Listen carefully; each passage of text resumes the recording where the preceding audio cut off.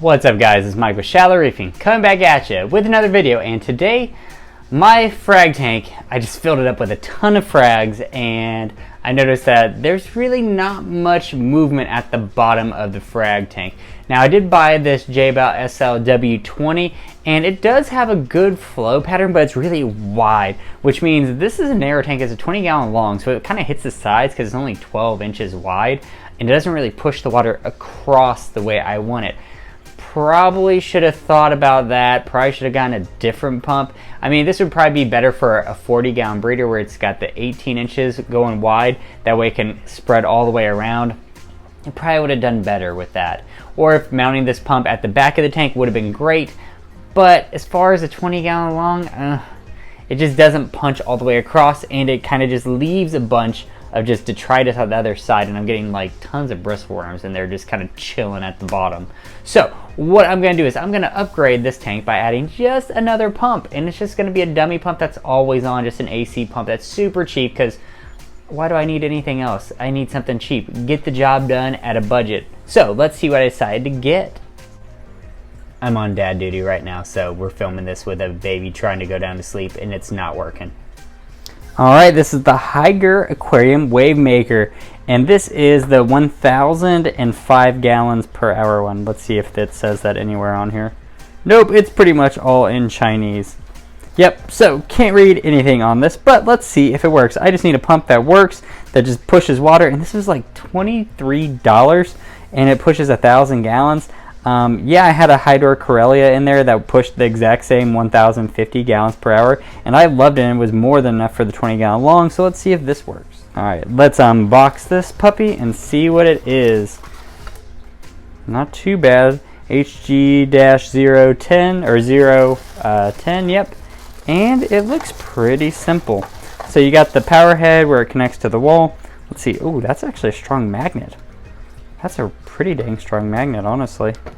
And then we got the power head right here. That's all you really need. That's pretty simple. So this is interesting. I guess whatever side's on the inside, you get something like this. Like weird little suction cups. And it kind of just goes into these little grooves. Like that. That's probably why it wasn't coming off. Weird. Huh, I guess that's for like noise dampening, vibrations. But then you don't have it on this side. It's kind of odd. Well, we'll see how this works out. I mean, the magnet's not too bad, actually. So, let me read the instructions and get back to you. Oh, I'm an idiot. These things are suctioned on here so well. Check it out. Voila. You get one on this side and one on this side. That's exactly what it's doing. So, you actually have these two little suctions. I mean, these are super cheap. They probably cost a penny to make each, but yeah, so it's like two sections, one on the different sides. Now, I probably would have preferred something different for this, like felt, but I'm sure felt costs a little bit more than cheap plastic.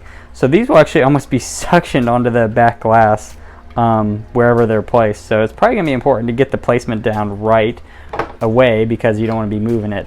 And same with the pump. I mean, you just kind of push this in here. And then it's got a ton of motion. I mean, this is a lot of motion. So what I'm probably going to do is I'm probably going to put it in the front of the tank, kind of at the bottom, and blowing it to the back this direction and kind of just kicking up a little detritus storm. So let's get this on the tank. Yes, this frag tank is plumb full almost. I barely have any room. I did all the zoas over here. Unfortunately, I want to kind of move it and place it in the back corner right here and kind of kick this direction and kick it around. That way it kind of creates this turbulent flow, kicks it up to here, and pushes it out the overflow. I mean, look at that detritus in there. Not too well. There's almost no flow on this side of the tank. You can see these zoas aren't moving at all. I mean, the leather is kind of moving. It's rocking this bird of paradise, but then after that it just kind of dissipates and you don't even see these polyps moving much at all. So yeah, I mean,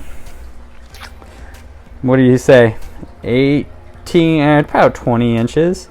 That's moving water, but I need it to kind of push farther. So let me figure out a way to like maneuver this in here somehow. Oh man, guys, I almost caught this happening. So that striped blenny right here laid some eggs right up in my flipper magnet. Look at that. Crazy. Nature's wonderful. Well guys, you see how much space I have back here? Like 2 fingers. You want to know what's probably not going to fit back here? That. So, this thing is a little too thick for that. Well, guess I'm going to have to find another magnet and use to hold this. Dang it. Let's see if this really old J-bow magnet will work from the outside of the tank. By the way, their PP models are just trash. Do not buy J-bow PP models. Oh, looks like I'm about to have to cut this off. Spencer's waking up. All right, and this thing is on and pushing water across. You can kind of see it actually makes a nice jet all the way across, which is good. Do I think it's really 1,050 gallons? I don't know. I think when I had my Hydrocorellia, it was pushing 1,050 and I trusted it. This is probably pushing less.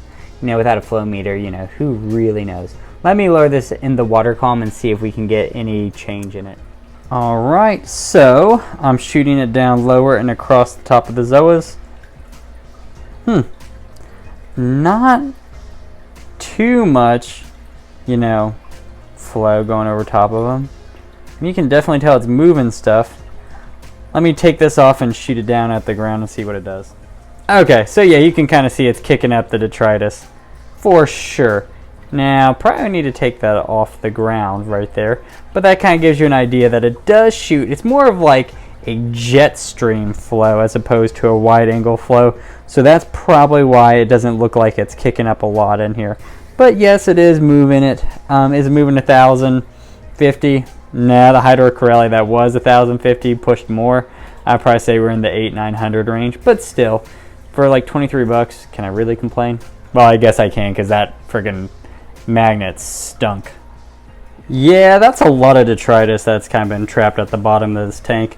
And with both pumps on, I am actually getting way better flow now from the bottom up. You can kind of see, I mean, look at that giant colony I fragged off, but it's just hitting the wall. It's like a jet stream.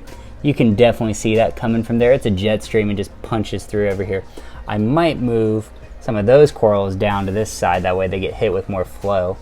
But overall, yeah, I mean, it's gonna do its job and stir up, you know, the bottom. And this video is sponsored to you by Dad Life. Because when you're a dad, you can't afford high-end pumps. You gotta buy the cheaper stuff because all your money goes to your kids. And all your time does too. So make sure you automate the hobby, make it super easy because you're not gonna have time once this guy rolls around. So I took the magnet off the back and it seems to be sticking right there. Now the one thing with this back magnet, it seems to be opposite polarized, so this would be a positive and that would be a negative charge. So what I'm going to do is I'm just going to slap it on the back because I couldn't even fit it up here because it was too big. It sticks out about 5 inches from the side, which is crazy. In relation, this Octo Pulse 4 sticks out about 4 inches and it's way, way more powerful and larger than this little guy here. I think it's just based on the design. Alright guys, so quick summary. Who is this pump for? Now, at, you know, 1,050 gallons per hour, I just needed something to kind of kick up the flow over here and move everything around. I think I accomplished that. It is a very large power head. Space-wise, the actual power head is kind of small, but the space that it takes up is quite large. So it says it's recommended for a 20 to 50 gallon tank. Just kidding, 20 to 60 gallon tank. Now I'm sure that this is not taking into account fresh water versus salt water, and then the larger version, the 2100 gallon per hour, is 75 to 130 gallon. So with the magnet, I would say that, yeah, it might go up to a 55 gallon tank and it would probably be fine on that. What this pump would be ideal for is like a freshwater tank, adding a little bit of flow to it. You know, maybe what I'm doing in my case for the saltwater tank, kind of kicking up some stuff, angling it in a corner where you kind of need a little bit extra flow, but it does take up a lot of space and that's really not what people like. But guys, let's be real, it's 23 bucks. who is not going to just take a shot on it for 23 bucks? And can you really complain at 23 bucks when the other pump that I have right here, whoops, is 85 bucks, and that's a cheap one that's controllable. This is just an AC pump that just turns the water over. So I would say this pump would be great for the purpose that I have, but I think we're missing a really important use for this. It would be for a saltwater mixing station. Especially that larger pump, because who cares how big it is? I'm sure that larger pump is much bigger. At 2,100 gallons per hour, you put that in a 32-gallon brute trash can saltwater mixing station. Yeah, maybe it's 35 gallon. I don't know.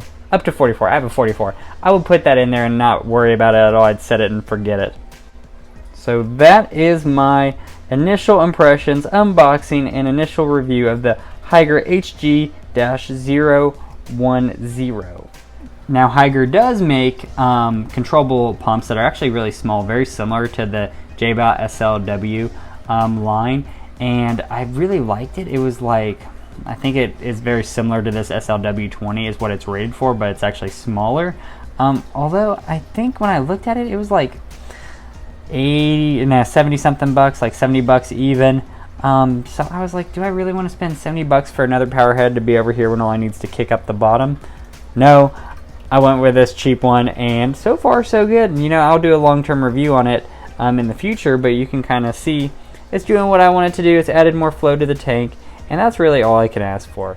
So guys, if you like my review of the Higer, cheapo wave maker, comment below and let me know. Give me a thumbs up, give me a like saying that you enjoyed the content, and hopefully if you guys are looking to buy this pump, you'll be able to make an informed decision, just to see if you want to waste your money on it or if you think it's worth the purchase. I personally think for my application it's worth it. Maybe for you, if you have a giant tank like a 200 gallon, you might want to skip these. Or hey, maybe you got you're just getting into the hobby on a budget. Maybe get the 200 or 2,100 gallon per hour one. Set up a couple of them in your reef tank and see what happens. Set them up on a timer. But that's pretty much the cheap way to do it. And if you really want to get into it, I'd recommend buying a little bit more expensive pumps. But for the price and for what your application is, it really depends on what you want. So guys, I will see you next time.